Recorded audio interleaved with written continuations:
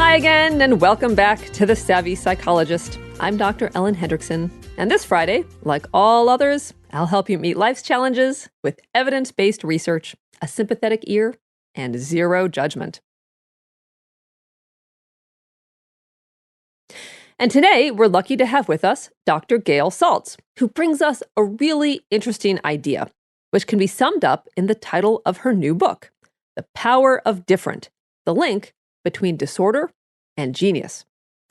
In the book, she looks at the flip side of disorder and shows how many diagnoses, from depression to anxiety to ADHD, can link to a hardwired strength. Dr. Saltz is a clinical associate professor of psychiatry at the New York Presbyterian Hospital, Weill Cornell School of Medicine. She's a psychiatrist, columnist, best-selling author, television commentator, and magazine contributor, and has been featured on Oprah, Dateline, Fox News, Anderson Cooper, The Today Show, Good Morning America, and many others. Dr. Saltz, welcome to the show. So, Dr. Saltz, welcome to the show. Thank you for having me. Absolutely. So I'm excited to talk to you because in your book, you cover topics that are, commonly called by their diagnostic names like ADHD, anxiety, dyslexia, even bipolar disorder and schizophrenia. But you have this different, empowering, and normalizing way to look at these phenomena. So specifically, in the book, you introduce a new term, brain difference. So can you tell us what is a brain difference? So I tried to use this as a sort of global way of understanding that brains, we tend to think of like, you have something going on, so you must have something very broken, and that's kind of our current society's way of viewing things, as if there's some cutoff or line between, healthy and mental illness. And really there isn't. Brains vary tremendously, and actually pretty shortly, as I discuss in the book, there's a project going on, the Connectome Project, where they're looking at thousands and thousands of, quote, normal subjects to look at the variation in brain, because we don't actually have a current brain map.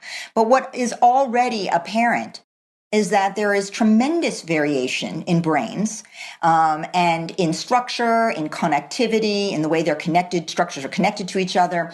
And of course, there's going to be some sort of bell-shaped curve where things, tend to fall, in a wide range in the middle. And then, of course, there will be things on the end of the bell-shaped curve that maybe cause very particular kinds of symptoms. So symptoms, as you just referred to, that cause high anxiety, or that cause deep depression, or that cause bipolar disorder, etc. And those differences are just that. They are different. But we have tended to think of them as different bad.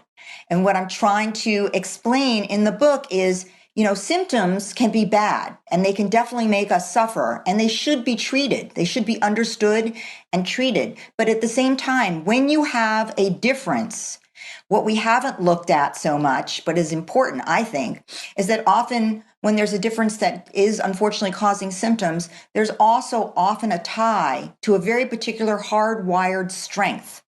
And I think it's particularly important for the many, many, many people who struggle with these differences and their family members and loved ones and friends to understand that being able to search for that strength and play to that strength and nurture that strength, particularly if it's a child who's got a diagnosis, is so important, particularly in terms of not stigmatizing people and putting them sort of out to pasture, if you will, as if they can't participate fully in society, and B, because many, many of the most iconic geniuses of all time had a mental health issue or a learning difference. Well, that is a perfect segue, actually. So there was the sentence in the book that I was really struck by, and it was the flip side of challenges are also the brightest sparks of genius. And it made me wonder, does everyone with a brain difference have a flip side strength? Very good question. The answer would have to be no. And part of the reason the answer is no is that if you are, and again, I refer to this in the book, there is basically a phenomenon called the U-shaped curve, which is that people who are very ill on one end of that U, very ill, even if they have a strength, they probably can't exhibit that strength because they are so impaired by their symptoms. So, even though, let's say, you have something in the schizophreniform range, that causes some very unusual thinking that actually might be a strength, as in you have a very original thoughts. If you are ill, if you have psychosis, you can't really manifest those thoughts. You can't enact them. You can't plan them and make them come to fruition because your illness is preventing that. So in that sense, if you're very ill, the answer turns out to be no. If you are completely healthy and have none of these issues, the answer also is that you might not be amongst the most creative of us. You might be a great planner. You might be great at various things. But the most creative people who have very unusual and particular strengths of certain sorts turn out to be in sort of you have a difference going on. You have a something going on, but you're either treated or it's mild. And that's kind of where high creativity and some very other particular strengths tend to lie. I will also say big factors in exhibiting one's particular strengths have to do with, of course, some intelligence. So if you have an illness that has really cognitively affected you, then it may be difficult to exhibit a strength. And of course, there are other factors that play into exhibiting one's strength, like determination, resiliency, and so on. But what it turns out to be is many, many people have very particular hardwired strengths that they either don't know about, they've never been exposed to, or they're in a system, like an educational system, that doesn't help them to be able to spend any time with that strength, developing it, because they're so busy trying to sort of shore up their weaknesses. So with that U-shaped curve, so to quote your book again, there's that sweet spot of brain difference. There's somewhere between the extremes of, like the average brain and like acute illness. So we like concrete tips here at the podcast. How can someone with a brain difference get to that sweet spot? Absolutely important. These are important things to think about. First of all, get treatment. If something is going on that is in any way impairing your ability to function or enjoy life for that matter, almost everything that I talk about has very definitive, multiple things available for treatment, from medication to different kinds of psychotherapies and social supports, etc. So get treatment because it does make a huge difference in both quality of life, but also in manifesting one's strengths. Second is that things like testing, if you're very unclear what your strength might be. So, for example, on the autism spectrum, sometimes it's hard to tell, like, what is the thing? Because autism spectrum kids tend to be divided in half. Some are really off the charts in verbal abilities, and others are really lacking in verbal abilities, but really off the chart in mathematical or technical abilities.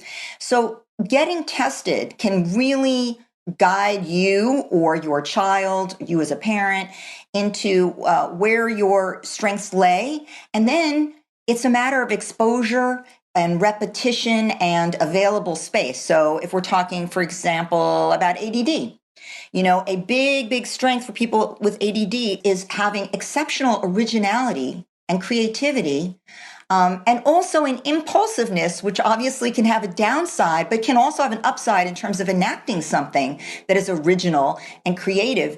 But the problem is that many kids with ADD are in a school system that doesn't give them, they have no time. They're sort of scheduled during school, scheduled after school, and the ability to sit around and daydream and imagine things and play things, which is where one's creativity and originality really manifests, is not there. So if you're a parent, you want to create time, talk to the school or after school, don't schedule your child to pieces, and basically allow there to be time and creative ways that they can manifest their ideas. That's where you are going to enhance their strength. Great. So for ADHD, it sounds like for almost any brain difference, so treatment, testing, and then specifically with ADHD, not overscheduling, allowing time for that strength to come through, to fan those flames. How about for anxiety? Our listeners of the podcast have a lot of questions about anxiety. Can you give us some concrete tips on how to reach that sweet spot? Absolutely. So, what are the advantages that people with anxiety have? Well, they are incredibly diligent. They do tend to have real attention to detail, and obviously to the point where they can wander into perfectionism. But they have a drive to really perform well, and they are hypervigilant. And obviously, if you're overwhelmed with anxiety, that's not a good thing. So again, treatment is really key because you can become very disorganized around intense anxiety. But if your anxiety is in that sweet spot of that U-shaped curve, you've heard the term, I'm sure, before, performance anxiety. There's a great advantage to having performance anxiety. You perform better when you are a little anxious, athletically, in testing.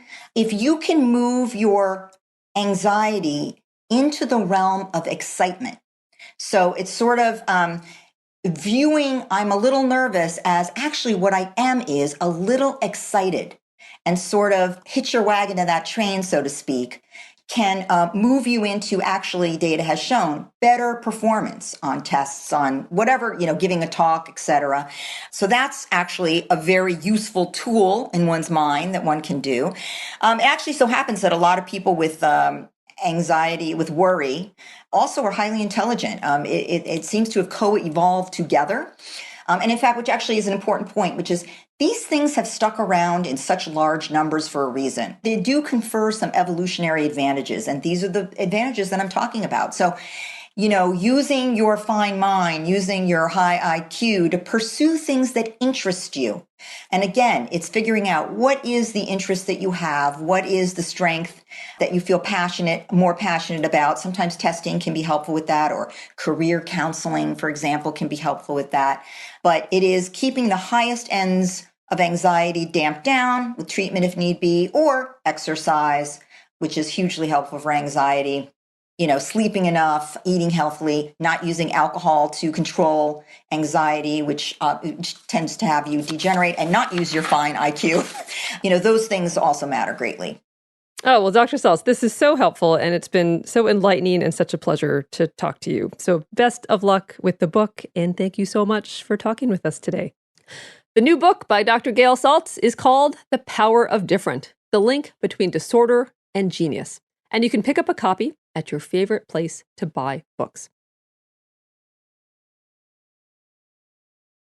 Keep yourself happy and healthy by signing up for the Savvy Psychologist newsletter at quickanddirtytips.com/newsletters, or subscribe to the podcast on iTunes or Stitcher. You can also listen on Spotify, like on Facebook, and now follow on Twitter.